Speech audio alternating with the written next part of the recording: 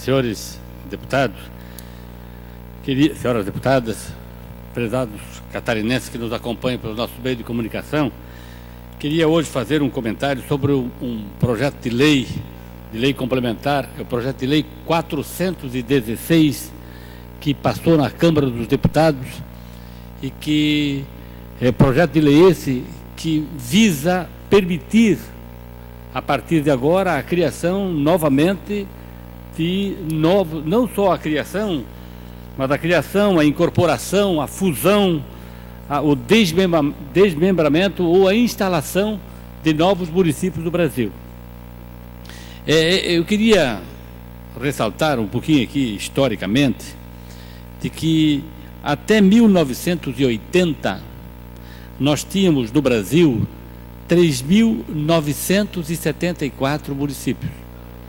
Depois de 80 a 88, aumentaram mais 173.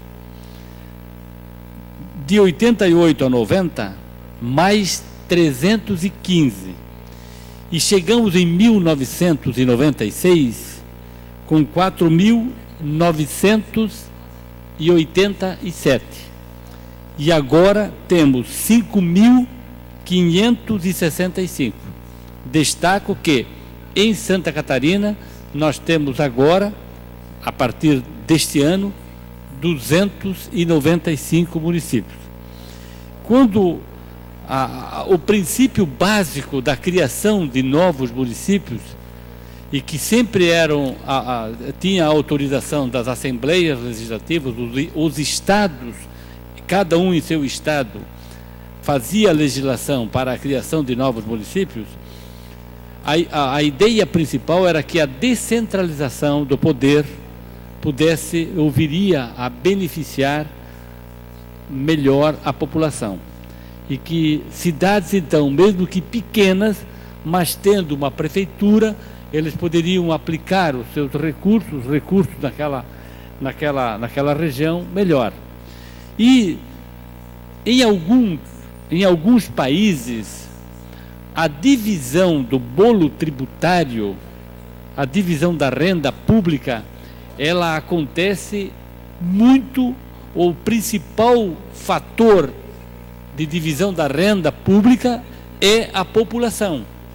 E por isso, então, que considerando que a população é o maior coeficiente que promove a divisão da renda, ora, então se o município é grande, tem muitos habitantes e vai receber um valor maior. Se o município é pequeno, recebe um valor menor. Com isso significa que também não existe muita preocupação se o município é grande ou é pequeno, porque a divisão do bolo tributário, ele aconteceria, ou acontece, por exemplo, em países da Alemanha, da Itália, na maioria dos países europeus, o princípio principal, o principal divisor da renda pública é o número de habitantes.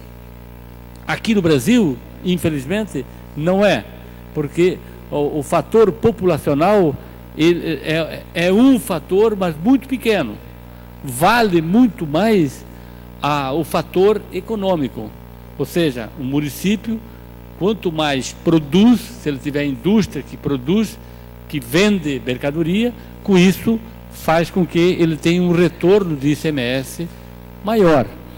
Ora, aparentemente até parece justo, mas quando olharmos com mais detalhes, vemos que não é. Justamente porque esses tributos, do ICMS, por exemplo, imagine um município que produza muita energia elétrica. O ICMS é pago pelo consumidor. O consumidor não está naquele município, a maioria das vezes, está longe. Vale a mesma coisa para o produto de geladeira, do carro, da cerveja, enfim, existem muitos municípios que eles são essencialmente consumidores, às vezes municípios ditos dormitórios, porque trabalham e compram e vendem em municípios vizinhos, próximos, e lá no seu município não tem a sua contabilização.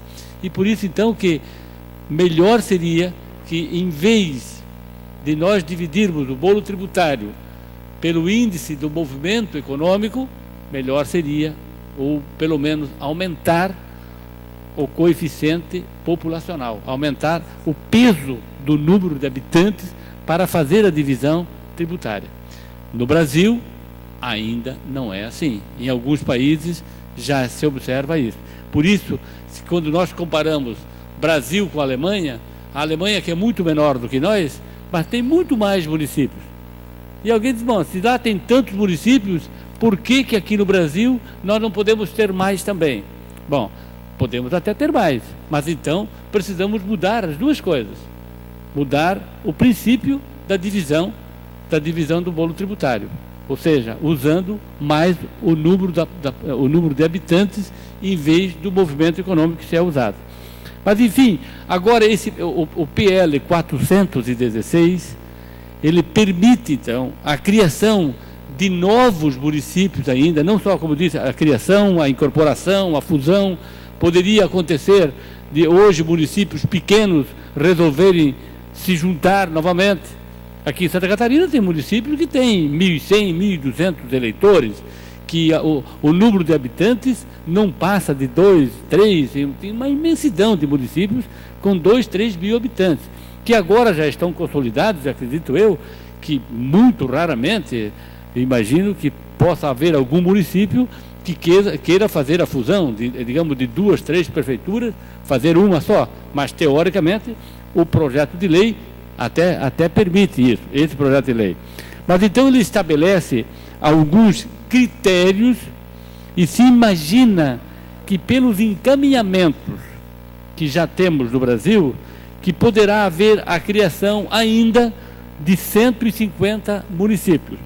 No entanto, para criar agora novos municípios, não basta apenas ter o desejo da população de um distrito, como era há alguns anos atrás. Um certo distrito queria fazer a emancipação, encaminhava para a Assembleia, fazia o processo e reinstalava o novo município. Agora, primeiro, tem que ter um número, um percentual de eleitores daquele distrito que quer fazer o encaminhamento. Segundo, o município a ser criado, ele vai precisar ter uma população naquele distrito. Então, se for na região norte e centro-oeste, por exemplo, terá que ter no mínimo 6.008 habitantes. Se for no nordeste, terá que ter no mínimo 8.411 habitantes. E no sul e sudeste, no caso, em Santa Catarina, cabe aqui, seria 12.016 habitantes. Ou seja, certamente existem muitos distritos de cidades grandes que poderiam fazer aqui em Santa Catarina algum encaminhamento ou encaminhamento para fazer a emancipação, para instalar ali o seu município.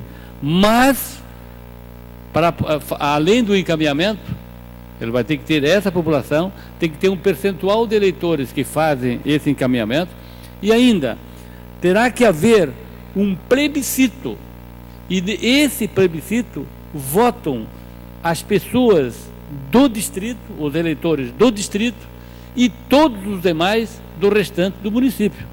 Quer dizer, então, cria ali, seguramente, a possibilidade, sim, estabelece a possibilidade de criar novamente municípios.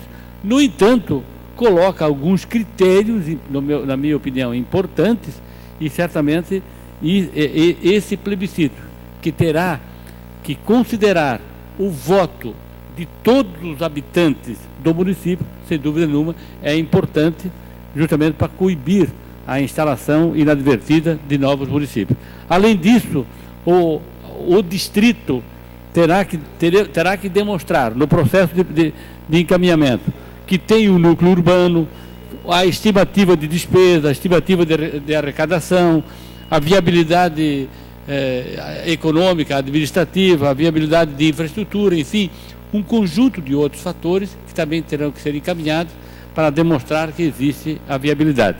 Por isso, então, cumprimento aqui os nossos deputados federais, que também aprovaram esse projeto, e, sem dúvida nenhuma, é importante se há a possibilidade de criação de novos municípios em Santa Catarina, mas terá que ser